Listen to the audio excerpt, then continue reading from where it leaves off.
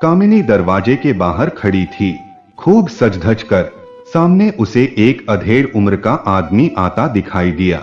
उसे लगा कि वह उसकी ओर चला आ रहा है, पर यह क्या?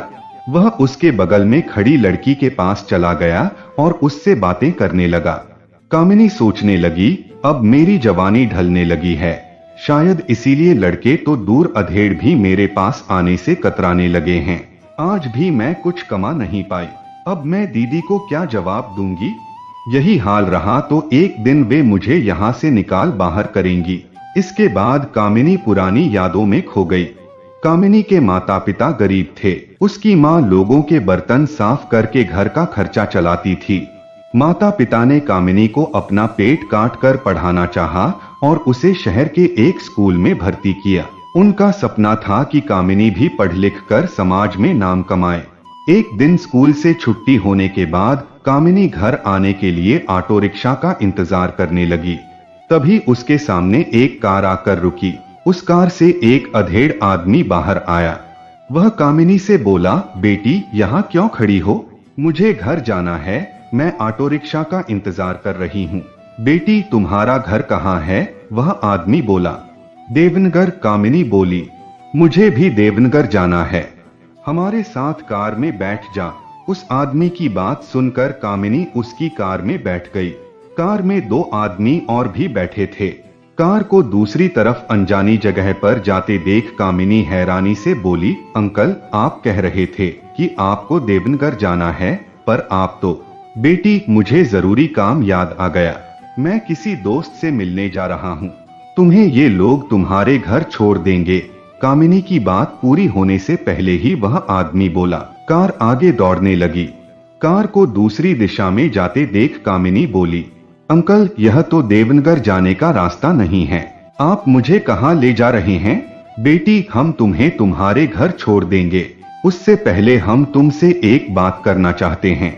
हम कोई गैर नहीं हैं, हम तुम्हें और तुम्हारे माता पिता को अच्छी तरह से जानते हैं। एक दिन हमने तुम्हें अपनी सहेली से कहते सुना था कि तुम हीरोइन बनना चाहती हो, तुम चाहो तो हम तुम्हें किसी फिल्म में हीरोइन का रोल दिला देंगे, तब दुनिया भर में तुम्हारा नाम होगा। तुम्हारे पास इतनी दौलत हो जाएगी कि तुम अपने माँ बाप के सारे सपने पूरे कर सकोगी। हीरोइन बनने के बाद तुम अपने माता पिता से मिलने जाओगी तो सोचो कि वे कितने खुश होंगे। कुछ दिनों के बाद तुम्हें फिल्म में रोल मिल जाएगा, तब तक तुम्हें अपने माता पिता से दूर रहना होगा। कामिनी की आंखों में हीरोइन बनने का सपना तैरने लगा। वह ख्वाब देखने लगी कि उसे बड़े बैनर की फिल्म मिल गई है।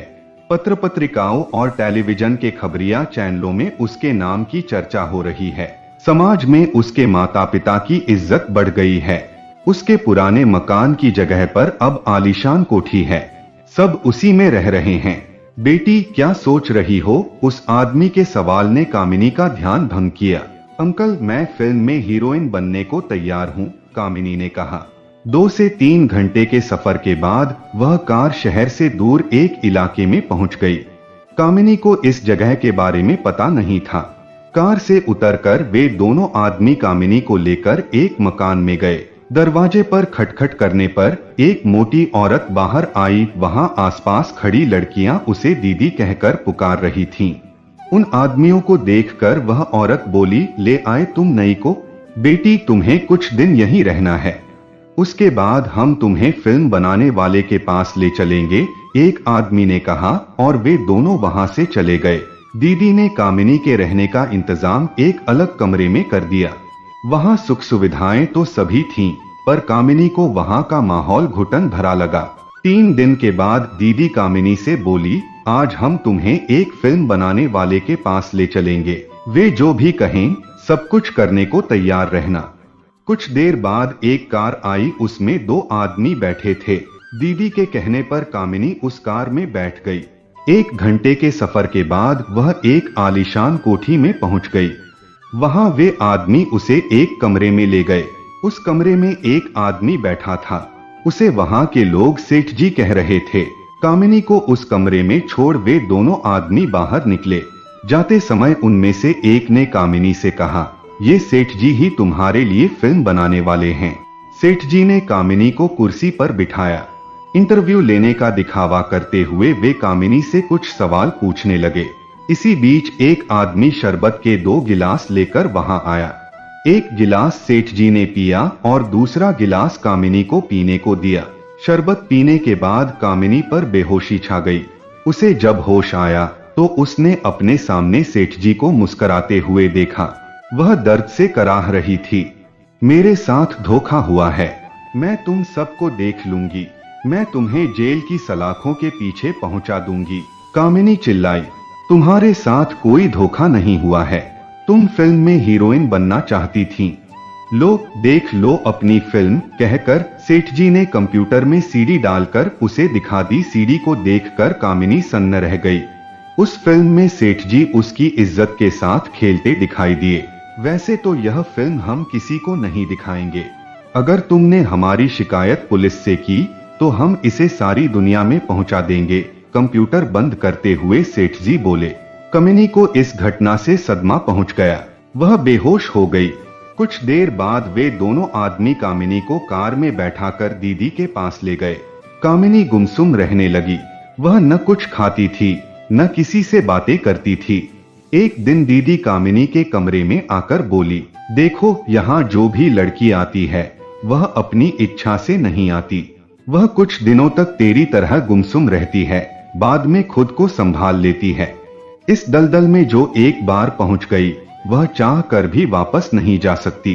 अगर तुम यहाँ से चली भी गई तो तुम्हारा समाज तुम्हें फिर से नहीं अपनाएगा।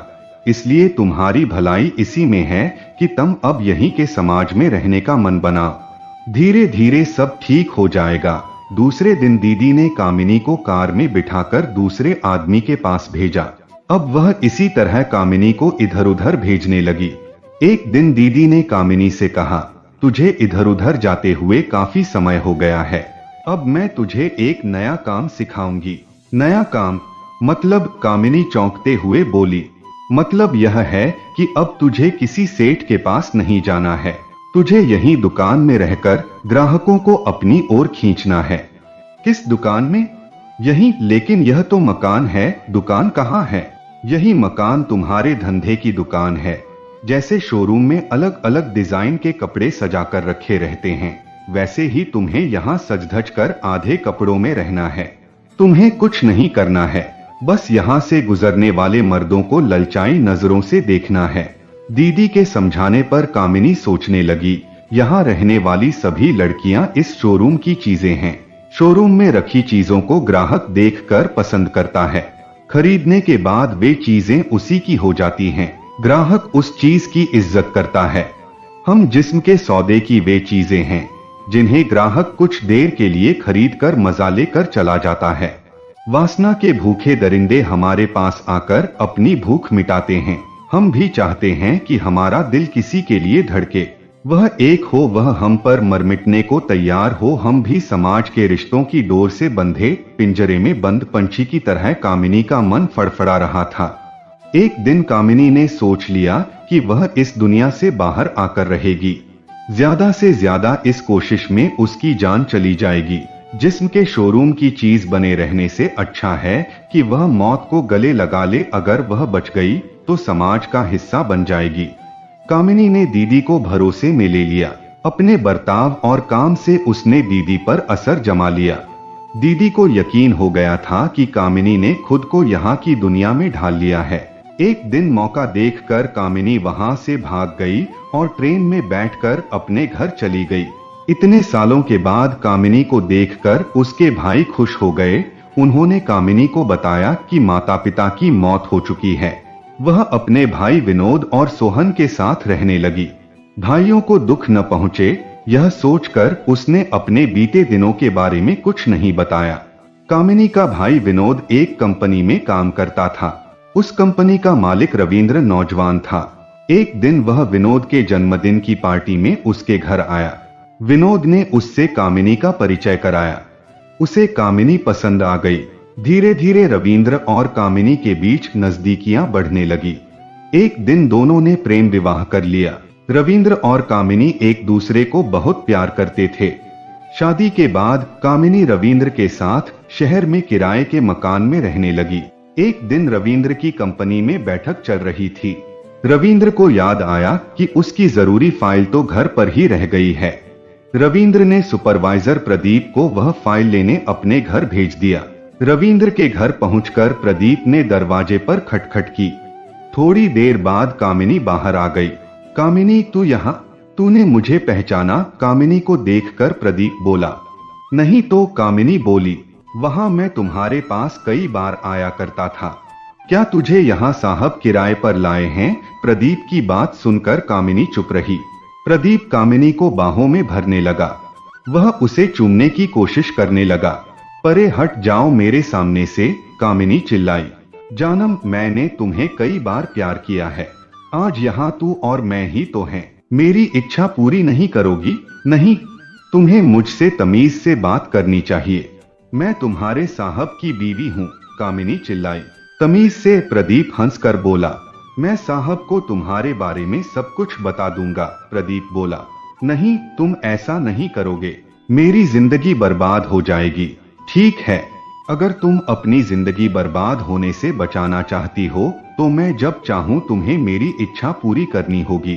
तुम्हें यह काम आज और अभी से करना होगा। जिस दिन तुमने मेरा कहा नहीं माना, मैं तुम्हारी पूरी कहानी साहब को बता दूंगा, जाते जाते प्रदीप कामिनी से बोला। अब प्रदीप रविंद्र की गैरहाजिरी में समय समय पर कामिनी से मिलने आने लगा। एक दिन किसी काम से रविंद्र अपने घर समय से पहले आ गया। उसने प्रदीप और कामिनी को एक साथ देख लिया। उसने प्रदीप और कामिनी को बुरी तरह डांटा। उसने प्रदीप को नौकरी से हटाने की धमकी दी। प्रदीप ने रविंद्र को कामिनी के बारे में सब कुछ बता दिया। रविंद्र ने कामिनी का साथ छोड़ दिया। कामिनी के बारे में जब उसके भाइयों को पता चला तो उन्होंने भी उसे अपने साथ रखने से मना कर दिया। कामिनी के पास फिर उसी दुनिया में लौटने के सिवा कोई रास्ता नहीं रह गया था। कामिनी आज भी कुछ कमाया या नहीं? दीदी की बात सुनकर कामिनी यादों से बाहर आ गई। तो दोस्तों, आशा करता हूँ कि ये कहानी आप लोगों को अच्छी लगी होगी, तो इसे लाइक करें और हमारे चैनल को सब्सक्राइब करें। धन्यवाद।